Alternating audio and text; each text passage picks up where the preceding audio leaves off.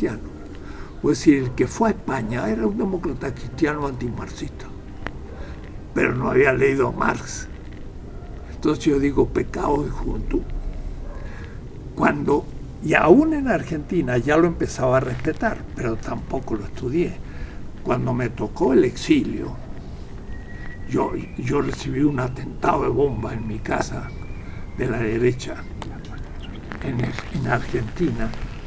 De paso, como yo soy historiador, dije, ¿qué filósofo ha recibido en la historia desde el comienzo un atentado de bomba? Soy el primero. Los mataron a los filósofos, los encarcelaron, los torturaron. A mí no, pero me pusieron una bomba. Mis libros fueron a la calle. Aquí mismo tengo la obra de Hegel, le podría mostrar dónde está rota.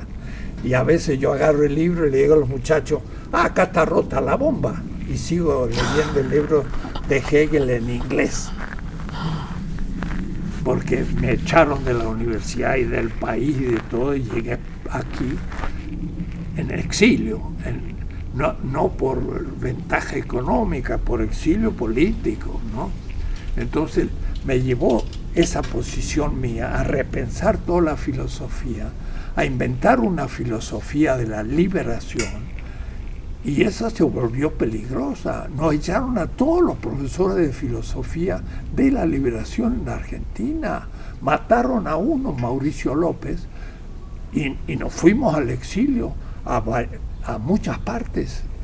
Quizás seamos la única escuela filosófica moderna perseguida. Claro, Hitler persiguió a los alemanes también, pero nosotros fuimos perseguidos en América por filósofos. Y entonces yo llegué a México y aquí había el ambiente de la UNAM y todo, era muy marxista, altuseriano. Entonces yo dije, tengo que estudiar a Marx, si no, no puedo hablar. Pero ya había, porque como mi filosofía se inspiraba en la tradición semita, y por último conocí a Levinas, y entré en contacto con él y nos hicimos amigos y todo. Él daba ahora forma realmente filosófica al compromiso por los pobres, los oprimidos, por la mujer, por el niño huérfano, por el extranjero. Era una filosofía que surgía del oprimido, de Nazaret. Yo metí a los semitas, porque los semitas tenían una ética desde los pobres. Hammurabi, la ética fenicia, la ética también coránica. El semita parte del pobre, porque los semitas son del desierto arábigo. Son los pobres entre los grandes imperios de la Mesopotamia y el Egipto, un grupo de pueblos miserables, nómades, sin clases sociales. Eso es el pensamiento semita, ¿no? Entonces es muy crítico. Pero yo no había trabajado Marx, sino que me obligó la situación mexicana. Yo dije, tengo que estudiar a Marx, si no, no puedo hablar en México. Y entonces, ¿qué? Leer Althusser, muchas obras. Lukács, 10 tomos. Gramsci, 20. No voy a terminar nunca. Voy a empezar con Marx. Y entonces empecé un seminario, fueron 18 semestres. Y entonces justo el Fondo de Cultura Económica había publicado el primer tomo de Marx, de los escritos juveniles que los muchachos podrían leer en castellano. Y yo me había traído de la Alemania Oriental, de la DDR, los 46 tomos del MEV, Marx Engels Werke, todo en alemán. Costaba $1 cada tomo. Me lo traje en el avión todo. Entonces yo estaba con el texto en alemán y los muchachos trabajando en la traducción. Y dijimos, la juventud de Marx, empecemos con Marx. Y había una tesis alemana buenísima, la familia de Marx. 400 años de rabinos tenía Marx antecedentes. Voy a decir que la familia Marx era de rabinos judíos de Trier y la madre de rabinos judíos de Holanda. Se llamaba Marx Levy y Levy significa sacerdote. El abuelo de Marx era el rabino de Trier y el padre era un abogado, pero como se hizo abogado del Kaiser, el tío de Marx era el rabino de Trier. Era una familia de rabinos. Entonces, yo empecé a leer a Marx. Había estado 2 años en Israel, conocí el pensamiento semita, lo había leído en hebreo. No te imaginas, empecé a leer a Marx y dije, pero si este es judío. Las metáforas que usaba en el Capital, pero eso va a ser después de 6 semestres. En el manuscrito del 44, él dice, el ser humano se determina por el estómago, las manos, el corazón. Describe por sus órganos la corporalidad, no inteligencia, voluntad, imaginación como los griegos. Y entonces dices, tenemos necesidades. Y eso es hebreo. Entonces yo lo leo y digo, nadie me lo había contado. Nadie me lo había contado. Se sabe que Marx era judío, pero no que pensaba. En el Capital definitivo, él dice, el capital destruye la sangre y el cuerpo del obrero. El valor es como la sangre y la circulación del valor en el capital es Blutzirkulación, circulación de sangre del obrero. La sangre para el pensamiento judío es la vida. Y por eso entonces que el cuerpo, cuando le saco la sangre, es kasher, santo. Y un judío ya puede comer esa gallina cuando un judío le sacó la sangre. Feuerbach, en la esencia del cristianismo, dice en el último capítulo, la esencia del cristianismo es comer y beber, la carne y la sangre, la Eucaristía. El vino representa la sangre, no el alma. Y el pan representa la carne. Marx usa esas metáforas en el Capital. Ninguno que yo sepa lo ha visto. Pero en el manuscrito del 44, me acuerdo, un estudiante se puso a ver, Marx habla 246 veces de la vida humana. Y la sangre es la vida. Entonces, la sangre es para Marx, metafóricamente, la objetivación de la vida del obrero. Pone su vida en el producto. Y si la recupera vendiendo y comprando con eso víveres y demás, reproduce su... Pero si me roban la sangre, me matan. Es una dialéctica entre vida y muerte. Y esa es la ética de Marx. Eso lo explica muy bien en 2 tomos Michel Anger, un gran filósofo francés. Pero yo voy a todo el Capital y eso está en toda la obra de Marx. Tengo un libro que está publicado, lo puedes comprar, se llama Las metáforas teológicas de Marx. Marx tiene toda una teología metafórica semita.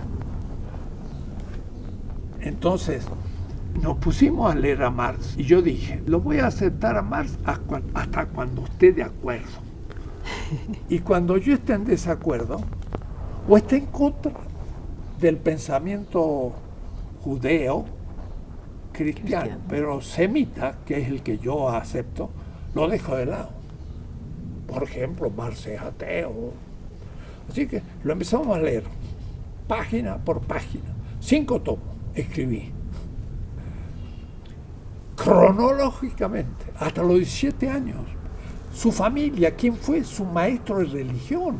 Tenía 17 años y su primer texto es un comentario de Juan 17, el Evangelio, en donde nosotros somos el sarmiento unido a la vid.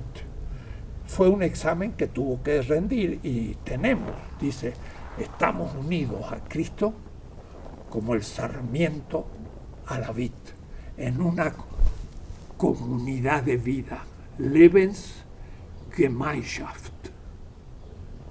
Ese concepto de comunidad de vida atraviesa todo Marx y todo el Capital y toda la obra de Marx. La sacó del Evangelio de San Juan. Nunca nadie yo sé que haya visto eso, pero mucho más. Marx tiene la teoría de la creación de la nada. Dice, en el tiempo necesario, el trabajador reproduce el valor del salario. O si me pagan 5, a las 5 horas reproduje el valor del salario, pero después sigue trabajando.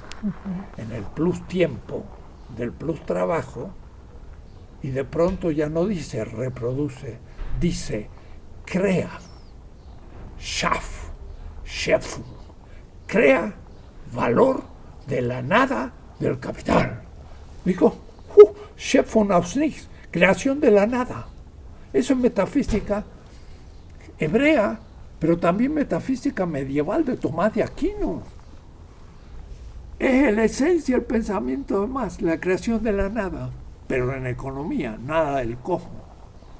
Eso no lo ha visto nadie, ni Engels, ni Lenin, nadie. Y todavía nadie me ha reaccionado, y lo he dicho hace 25 años. Y lo tengo en el libro. Y me miran así, como diciendo, pero si es el fondo del pensamiento de Marx. Él habla de la creación de la nada. O es decir, el obrero produce algo que como el capital no le paga, lo hace gratis, desde su potencia creadora, porque no reproduce. Reproduce si se lo hubieran pagado. Pero si no le han pagado, lo crea de la nada y lo usa siempre. Y en el capital. Bueno, ese es mi descubrimiento metafísico. Y de ahí en adelante yo puedo recuperar todo Marx. Soy marxista. Y no me opongo un pelo a la tradición judeo-cristiana profética de los 3 primeros siglos, que era la que Marx, Engels, Kautsky y todos los socialistas admiraron. Ellos decían, los primeros cristianos fueron los primeros socialistas contra el imperio. En el siglo IV, Constantino, al ver tan numerosos los cristianos, les da la libertad. Y Teodosio lo hace el fundamento del imperio. Lo invierte en el cristianismo. Porque de estar en contra del Estado esclavista, ahora es fundamento del Estado esclavista. Y ahora justifica al esclavo. Y el esclavo puede decir, Cristo me está justificando que yo sea esclavo. Esa fue la primera inversión. La segunda inversión se cumple con España en el siglo XVI. Esa cultura cristiana latino-germánica, que es Europa, no Bizancio, con España y el mundo colonial se hace centro del sistema mundo capitalista. Y ahora una nación que se fundaba desde Carlomagno y todo en el cristianismo, ahora el cristianismo funda a las metrópolis coloniales. Es mucho peor que antes, esa es la modernidad. Y entonces el cristianismo ahora de pronto justifica el colonialismo contra la China, que no fue colonia, pero la India, el África y América Latina. Y América Latina es una contradicción. Somos un país cristiano, colonia y explotado por otro país cristiano, que es la cristiandad. Pero nosotros somos una cristiandad colonial, no tiene cabeza. Somos cristianos, pero en nombre del cristianismo justificamos la dominación de los cristianos sobre los indígenas. Y entonces somos un horror. Y por eso que en América Latina es donde la contradicción ya es evidente, y por eso surge la teología de liberación. Pero es la segunda inversión, es un artículo mío de no hace mucho, lo mío va progresando. Hace 3 años descubrí la segunda inversión. En junio va a haber una reunión en Roma, he sido invitado, va a estar el Papa y me va a escuchar y voy a hablar de estas cosas y el Papa mismo va a escuchar porque él está abierto, pero por ahí no sabe cosas suficientemente. Él es muy crítico, claro, políticamente de Marx. Critica el capitalismo, pero no puede aprobar a Marx, ya es demasiado. Ya le están acerruchando el piso su derecha gay en Roma y no puede, ¿no? Pero le voy a mostrar ese Marx que yo he trabajado, que está todo fundado en sus escritos, no tiene ninguna contradicción, te lo digo a ti, con el catolicismo. ¿Ateísmo? Marx dice en el 44, el ateísmo no tiene más función una vez que se ha negado la negación del negado. Yo soy esclavo en el Imperio Bizantino y el cristianismo justifica que sea esclavo. Si el esclavo se libera, o es decir, niega su negación, ya no me interesa ser ateo del cristianismo, porque ya se liberó. El cristianismo pierde, el ateísmo pierde su función. ¿Por qué se hizo ortodoxia soviética? Porque la iglesia bizantina, rusa, siguió jorobando al partido e hicieron una teoría contra Marx. En el 1874, tengo un texto en el libro La teología metafórica de Marx, donde Marx dice en el MEV, no está traducido al castellano, dice, el tonto Bakunin, porque él metía me quiere meter en la internacional una asociación de ateos socialistas. Dice, no lo voy a dejar, porque hablar de ese tema teológico me divide a los obreros. Es decir, no dejó entrar a la asociación de ateos, porque entonces va a haber ateos y creyentes y no van a estar todos luchando juntos contra el capital. Marx estaba en contra del ateísmo. Y así, materialismo de Marx es vitalista y suprainfraestructura jamás lo dijo. Y entonces todas las objeciones que se hacen, la he estudiado, tengo argumentos que me prueben lo contrario. En el caso que yo fuera creyente, no tengo ninguna oposición para ser marxista, según Marx, pero no marxista, leninista, soviético, del socialismo real. Eso es contra Marx y no lo acepto de ninguna manera, es otra cosa. Marx sí, el marxismo, el leninismo no. Y Marx es la única autorizada crítica a fondo del capitalismo, no el actual, pero la esencia del capital, y hay que desarrollar hoy cómo se critica al capital, no con sus argumentos, pero sí con la esencia del capital como él la definió. Entonces, Marx tiene razón. Y no es contradictorio, mira qué digo. Es novedoso. Es más que los teólogos de la liberación. Ninguno puede decir eso. Solamente Franz Hinckelammer. Franz Hinckelammer, que es un gran pensador, y yo, somos los dos, que estudiando a fondo el marxismo, entendimos que se podía hacer teología con él.